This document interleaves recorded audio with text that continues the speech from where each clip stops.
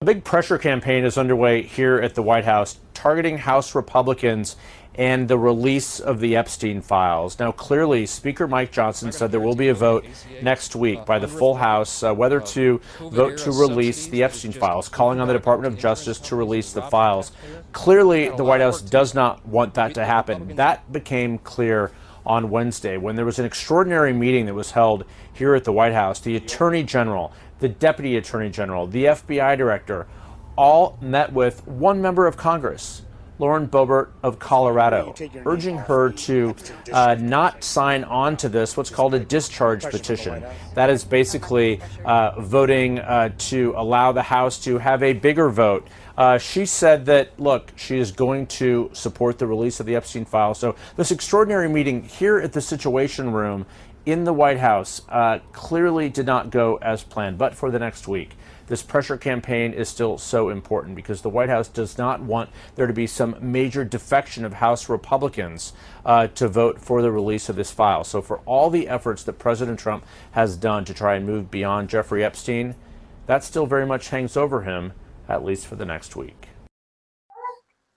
The BBC on the 19th of August 2025 reported that there is a growing clamor for the Trump administration to put forward documents related to the Epstein investigation before the public. Until his death in August 2019, Jeffrey Epstein was an American financier and convicted sex offender who trafficked and abused many women and children along with his associates. Who was Jeffrey Epstein?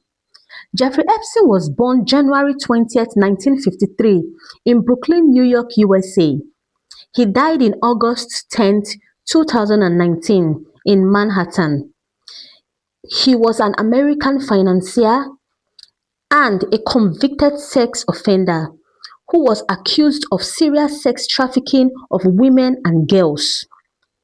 Through his successful financial career, Epstein became a multimillionaire and developed a social circle that included extremely wealthy individuals, prominent politicians, and even royalty. While jailed and awaiting a federal sex trafficking trial, Epstein killed himself by hanging. Questions about the existence of a client list allegedly kept by Epstein later roiled President Donald Trump's second administration. Epstein's early life. Epstein was the first of two children, born to Paula Epstein and Seymour Epstein, who were themselves children of Jewish immigrants. His mother was a homemaker, and his father worked as a groundskeeper and gardener for the New York City Parks Department. Epstein was a talented student who excelled in mathematics. He was also a skilled pianist. He attended Lafayette High School in Gravesend, Brooklyn, whose students' body was mostly Italian American. It is thought that Epstein may have faced some anti-Semitism during his time there.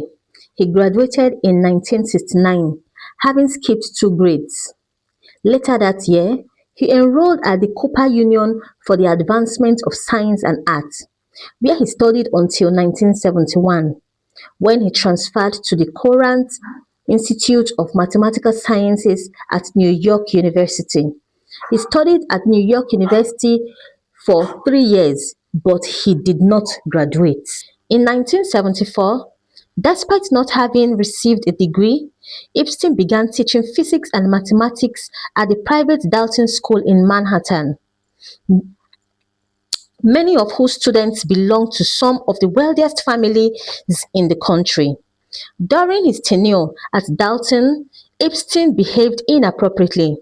According to some of the former students, for example, he allegedly appeared at a party for high school students where he was over-attentive towards females. Though he was not accused of sexual abuse at the time, Epstein was later dismissed from his position at Dalton after an evaluation found that his teaching skills had not improved. he began working at the beer steams soon afterward. In the 1990s, Epstein began running his business from the islands of St. Thomas in the US Virgin Islands, a tax haven where he owned the nearby small island of Little St. James. He later purchased another island in the same vicinity. He also owned what was then the largest private mansion in Manhattan, as well as properties in Palm Beach, Florida, Paris, and New Mexico. It was said that Epstein used hidden cameras at his Manhattan residence to record performed sex acts performed by his wealthy associates, probably for blackmail purposes. He also kept a log of those who traveled on his private jet, which locals in the Virgin Islands referred to as the Lolita Express. Among persons on the log were former US Presidents Bill Clinton, Donald Trump, the prominent attorney and Harvard University law professor Alan D. Schultz, and Prince Andrew, Duke of York, who was eventually accused of repeatedly having sex with one of Epstein's underage victims. Epstein was first accused of sexually abusing girls in Palm Beach in 2005. Police were alerted by a woman who claimed that her 14-year-old stepdaughter had been molested by a wealthy man named Jeff.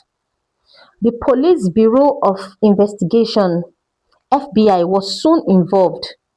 Further accusations began to surface, and by the time the U.S. Attorney for the Southern District of Florida and later Secretary of Labor during the first term of President Trump, Alexander Acosta, began to put together a criminal case, the number of alleged victims had reached about 40. In 2008, the federal government entered a plea deal in which Epstein was not charged with federal crimes but pleaded guilty to 2 counts of violating state laws against soliciting prostitution and soliciting a minor for prostitution.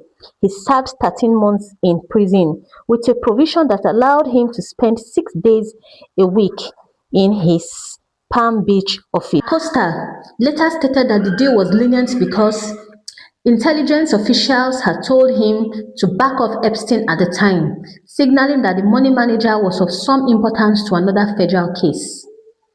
A number of civil claims against Epstein were filed in the years after the plea deal. In 2023, the banks JP Morgan Chase and Deutsche Bank AG were accused in civil suits of knowingly enabling Epstein to commit sex crimes. In 2018, an investigative reporter at the Miami Herald identified some 80 alleged survivors of sexual abuse by Epstein or his associates. The report led to renewed examinations of sex crime allegations against Epstein, and in 2019, a new federal criminal case was brought against him. He was arrested in July in New Jersey on charges of sex trafficking and held without bail. Later that month, Epstein was found in his Manhattan jail cell with injuries, indicating that he had attempted to kill himself by hanging. Less than a week, however, he was taken off the jail's suicide watch. On August 9, the day before Epstein's death, his cellmate was removed but not replaced. And for approximately 3 hours that night, Epstein was not checked on by guards in violation of jail's protocol. In addition, cameras outside the cell malfunctioned. On the morning of August 10, Epstein's body was found hanging in his cell. Epstein's lawyer later questioned the state's official autopsy, which found that Epstein had killed himself, suggesting instead that he had been murdered. Their speculation drew public attention and resulted in widespread conspiracy theories. especially among members of the nativist Make America Great Again MAGA movement, who are ardent supporters of President Donald Trump. MAGA members believed that Epstein's death was related to his connections with billionaires and elite public figures, and that Epstein had kept a secret client list, in quotes, of men for whom he had trafficked young women and girls. Regarding the murder accusation, however, no credible evidence was ever produced. To the contrary, later in 2019, it was reported that Epstein had signed a redrafted final will and testament 2 days before his death. In June 2023, a report by the Office of the Inspector General, OIG, of the U.S. Department of Justice agreed with the state's autopsy and noted that the OIG's investigations did not uncover evidence contradicting the absence of criminality in connection with how Epstein died. In February 2025, during Trump's second term, Attorney General Pam Bondi sparked much anticipation among conspiracy theorists by claiming in a press interview that Epstein's client list was sitting on my desk, in quotes, right now to review. The documents later released, however, did not include a client list, which greatly angered a large portion of the MAGA movement. Bondi later claimed that in the interview, she had been referring to the entire body of Epstein files. In July, the FBI seemingly contradicted Bondi in a memo stating that the exhaustive and systematic review of files and documents related to the Epstein case did not find a client list or uncover evidence that could predicate an investigation against unchanged third parties. Soon afterward, Trump further angered MAGA members in a post on Truth Social, his own social media site, in which he criticized his supporters for demanding the release of fake Epstein files that he claimed had actually been created by his Democratic enemies, including Obama, crooked Hillary, and the losers and criminals of the Biden administration. Later in July, in an apparent effort to resolve the Trump administration's contradictory claims and to calm the MAGA movement, Trump's Deputy Attorney General conducted a 2-day interview with Epstein's long-term partner, Ghislaine Maxwell, who had been convicted in 2023 of aiding Epstein in the procurement and sexual abuse of young girls. According to a transcript of the interview, later released by the Justice Department, Maxwell was asked whether Epstein or anybody had said that Trump had done anything inappropriate with anybody in your world. Her answer was, absolutely never, in any context. That is, absolutely never in any context. In the week following the interview, Maxwell was transferred from a low-security prison in Florida to a minimum-security prison in Texas.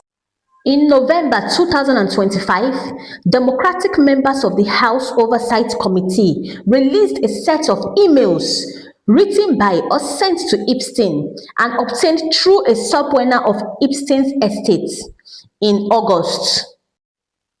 Some of the emails indicated that Trump had known about Epstein's sex trafficking, and in one of them, Epstein stated that Trump had spent hours at my house with one of Epstein's victims.